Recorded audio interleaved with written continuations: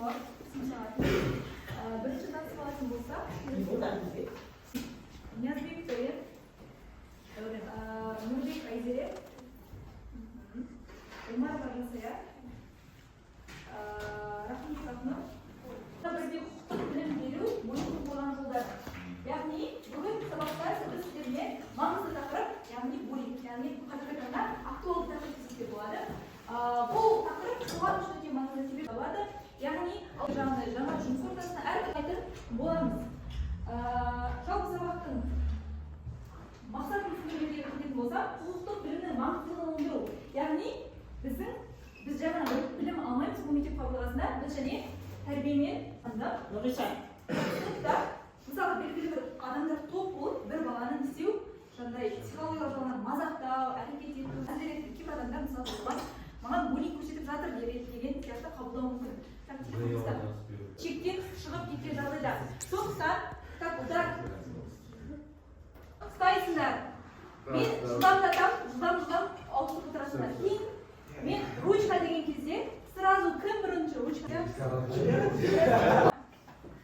Бас, иық, бел, бел,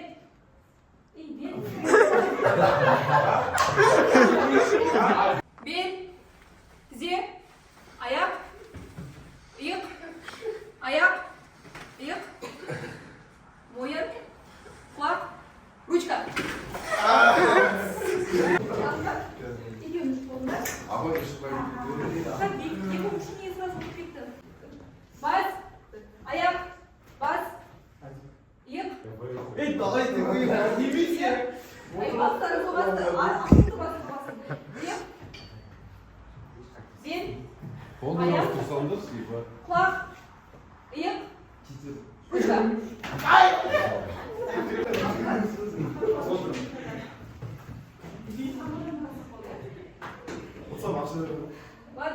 Мойын, бел, аяқ, бас, иық, құлақ. Қандай? Аяқ, бас, құлақ, бел, аяқ, ручка. Қандай жағдайда іс-шара қолданады, қандай жаза қолданады, сол туралы бізде Конституцияда айтылған болады. Бала 16 жаста болсын, 14 жаста болсын, ол жазаға тартылады. Егер 18 жасқа толмаған жағдайда кім жазаға тартылады? Баланың тәрбиесіне жауап беретін ата-анасы жазаға тартылады. Келесі енді топтық жұмыс.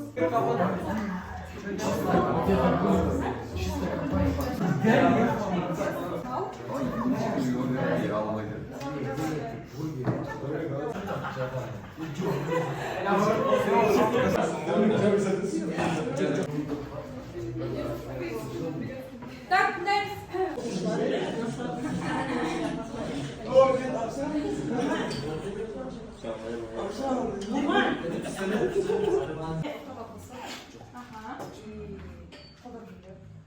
Жақсы, қабылдады.